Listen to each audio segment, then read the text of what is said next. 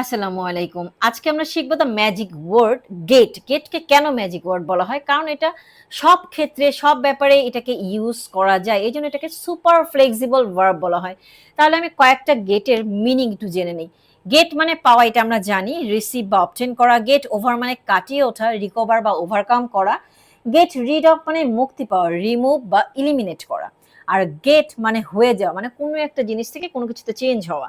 ঠিক আছে, গেটের সাথে যদি পাস্ট পার্টিসিপল ফর্ম ইউজ হয়, তার মানে নিজে না করে সেই কাজটা অন্যকে দিয়ে করানো। কঠিন লাগছে? আমরা একটু পরের স্লাইডে গেলেই এক্সাম্পল যখন দিব তখন জিনিসগুলো খুব সহজ হয়ে যাবে, এবং তখন আমরা রেগুলার লাইফে গেটটা অনেক সুন্দর করে কারেক্ট ভাবে বলে নিজেকে প্রেজেন্টেবল করে তুলতে পারবো। আশা, এরপরে আসি গেট রিড অফ। আমরা সবসময় এটা মুখস্থ করে আছি, ওকে? তো মুখস্থ করে যে আসি, কেন মুখস্থ করে? আমরা যদি একটু বুঝে পড়লে আর মুখস্থ করতে হবে না, আমরা ন্যাচারালি কথাগুলো বলতে পারবো। তাহলে গেট রিড অফ মানে কি? কোনো বস্তু, কোনো অভ্যাস বা কোনো সমস্যা থেকে মুক্তি পাওয়া।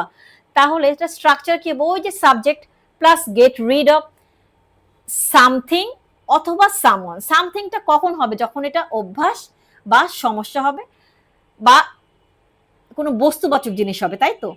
আর সামওয়ানটা কখন হবে? যখন ব্যক্তিবাচক। এটা তো আমাদেরকে বোঝাতে হবে না, তাই না? আমরা যথেষ্ট ম্যাচিউর, এইটুকু অন্তত বুঝি। তাহলে এক্সাম্পল দিলে কি হবে? I want to get rid of bad habits, এটা হ্যাবিটের ক্ষেত্রে। We got read of the old furniture, আমরা ওল্ড ফার্নিচার থেকে সবগুলো মানে ইয়া করে ফেলেছি, মানে আমরা এখন রিপ্লেস করে ফেলেছি। ব্যাপারটা হচ্ছে এরকম যে আমরা সরিয়ে ফেলেছি। How can I get rid of stress, হ্যাঁ, how can I get rid of stress মানে আমি কিভাবে এই স্ট্রেস থেকে কিভাবে মুক্তি পেতে পারি। তাহলে গেট রিড অফ কখন কখন ইউজ হবে? কোনো বস্তু, কোনো অভ্যাস বা কোনো সমস্যা। হ্যাঁ, আর অভ্যাস বলতে অনেক সময় এটা ম্যাক্সিমাম টাইমে বদভ্যাসকে কাউন্ট করা হয়, বাট যে কোনো অভ্যাস থেকে আমি গেট রিড অফ করতে পারি নিজেকে। হ্যাঁ, ওটা grammatically. Thanks for watching. If you like this video, please like, comment and share. And don't forget to hit the bell icon for the upcoming videos.